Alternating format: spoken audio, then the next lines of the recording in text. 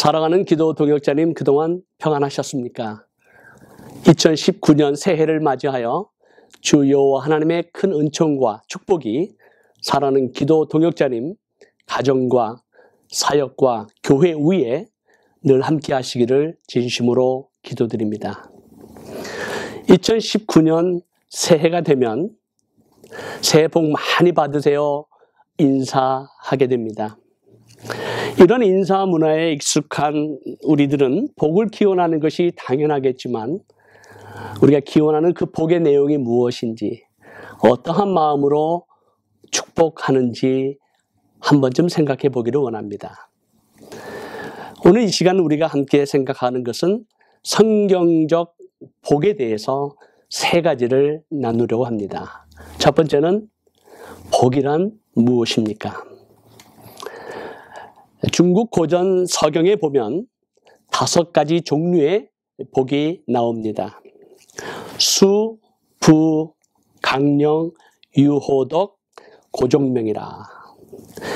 사람이 오래오래 살고 물질적으로 풍부한 부를 누리는 것뿐만 아니라 몸이 건강하고 마음이 평안하고 덕을 좋아하여 즐겨 행할 뿐만 아니라 제 명대로 살다가 편안히 죽는 것이 인생의 복이다라고 말하고 있습니다. 이 복이라고 하는 단어는 2가지 단어가 합성된 것인데 보일시와 찰복이라고 하는 것이 합쳐진 것이죠. 이 의미는 신에게 재물을 항아리에 가득 채워서 바치면 신이 미래를 보여주거나 알려준다라고 하는 의미가 있습니다. 다시 말하면 신에게 바치는 재물을 통해 신의 뜻을 아는 것이 인생의 복이다라는 뜻이지요. 그럼 성경에서는 우리가 알고 있는 복의 개념을 어떻게 설명하고 있을까요? 헬라 원어 마카리우스라고 하는 이 단어는 영어로 말하면 blessing이라는 단어보다 수동적 의미를 가진 blessed라고 하는 의미가 더욱 맞는 해석입니다. 다시 말하면 복의 주체가 내가 아닌 하나님이라고 하는 것을 말합니다. 그래서 이 blessed의 의미는 스스로 포함된 기쁨과 만족이라고 하는 뜻이 있습니다. 영어로 말하면 self-contained happiness and contentment. 우리의 어떤 외적인 조건이나 상황에 따라서 행복이 우리에게 느껴지고 받아들여지는 것이 아니라 그거와 상관없이 하늘에서부터 오는 기쁨과 내적인 만족을 가질 때, 느낄 때 이것이 진정한 복이다라고 설명하고 있습니다.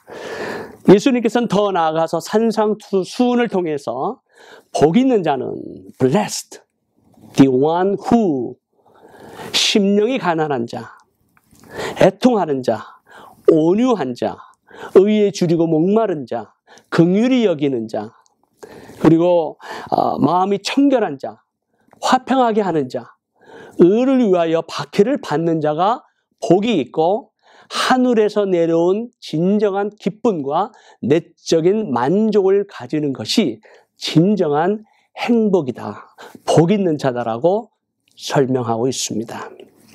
그렇다면 이러한 복을 우리는 어떻게 소유할 수 있을까요? 시편 1편에 보면 복 있는 자는 악인의 길을 쫓지 아니하며 죄인의 길에 서지 아니하고 오만한 자리에 앉지 아니하고 오직 여호와의 율법을 즐거워하여 그 율법을 주야로 묵상하는 자라고 말씀하고 있습니다. 복 있는 사람이 되는 길에는 부정적인 명령 3가지와 긍정적인 명령 1가지를 순종해야만 합니다. 부정적인 명령 가운데 첫 번째는 무엇이었습니까? 악인의 꾀를 따라가지 아니하는 것입니다. 세상적인 충고, 세상적인 가치관을 따라가지 아니하는 것, 하나님 나라의 가치관이 아닌 육신의 정욕과 안목의 정욕과 이생의 자랑을 따라 추구하는 삶, 그 삶에 따른 충고, 의견, 가치관을 우리가 하지 아니하는 것, 따라하지 아니하는 것이 악인의 꾀를 추구하지 아니하는 것입니다. 그리고 둘째는 죄인의 길에 서지 아니하는 것입니다.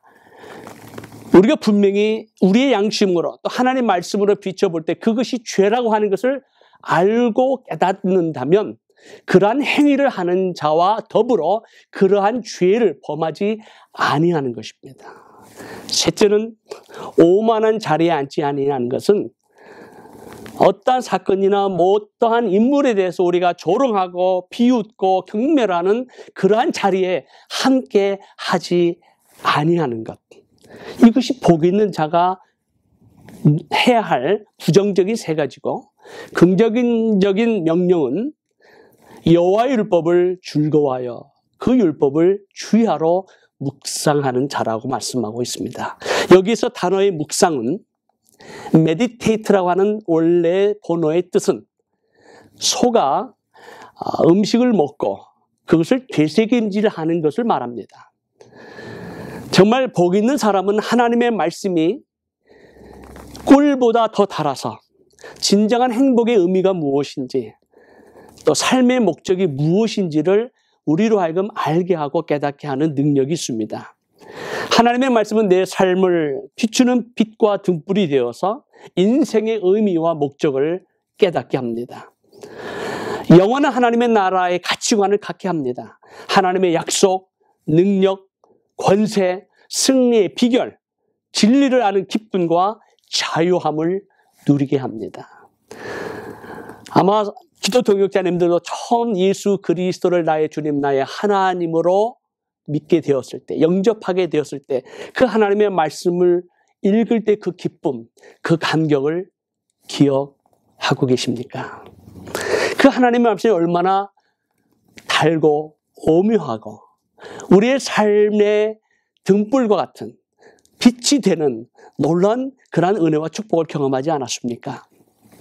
그렇기 때문에 이 여호와 하나님의 말씀을 즐거워하고 그 말씀을 가슴판에 새기고 그 말씀을 적용할 때 하나님의 축복이 임한다라고 하는 것입니다. 그래서 마치 시냇가에 심은 나무가 시절을 쫓아 과실을 맺으며 잎사귀가 마르지 아니함 같이 그 행사가 다 형통하리로다. 정말 하나님의 말씀을 우리가 즐거워하고 그 말씀을 묵상하고 되새기면서 살아간다면 우리의 생각하고 계획하는 모든 행사가 형통하게 될 줄로 믿습니다. 성경은 하나님의 은혜와 축복을 받는 것으로 끝나지 아니하고 더 나아가 우리가 하나님의 축복의 통로가 되라고 말씀하고 있습니다. 하나님께서 아브라함에게 주신 축복은 아브라함 한 사람에게만 끝나는 복이 아니라 모든 민족에게 흘러가는 복의 통로가 되는 축복을 약속하셨습니다. 모든 민족이 너로 말미암아 복을 얻게 될 것이다. 이 약속은 메시아 예수 그리스도가 오심으로 성취되었고 이 말씀은 온 열방과 모든 민족에게 지금도 적용되고 있습니다. 그렇다면 복의 통로가 되기 위한 가장 중요한 요소는 무엇일까요? 자족하는 마음입니다. 하나님께서 우리에게 주신 복이 우리 것이 아닌 하나님의 것이라고 인정한다면 이 복을 나누고 베풀고 흘러보내야만 합니다. 이것을 흘러보내기 위해서는 자족하는 마음이 필요합니다. 디모데전서 6장 6절에 보면 자족하는 마음이 있으면 경건은 큰 이익이 된다라고 말씀하고 있습니다. 우리 모두는 경건한 삶, 거룩한 삶, 하나님의 뜻에 순종하는 삶, 하나님을 기쁘시게 하는 삶을 살기를 원합니다. 그것이 복이기 때문에 그렇습니다. 그렇다면 그러한 복을 우리가 어떻게 살아갈 수 있을까요? 자족하는 마음이 필요합니다. 그래서 디모데전서 6장 7절에서 10절까지 이어서 이렇게 말씀하고 있습니다. 우리가 세상에 아무것도 가지고 온 것이 없음에 또한 아무것도 가지고 가지 못하리니 우리가 먹을 것과 입을 것이 있은즉 족한 줄로 알 것이니라. 부하려 하는 자들은 시험과 올무와 여러 가지 어리석고 해로운 욕심에 떨어지나니 곧 사람으로 파멸과 멸망에 빠지게 하는 것이라. 돈을 사랑함이 일만 악의 뿌리가 되나니 이것을 탐내는 자들은 미혹을 받아 믿음에서 떠나 많은 근심으로써 자기를 찔렀도다.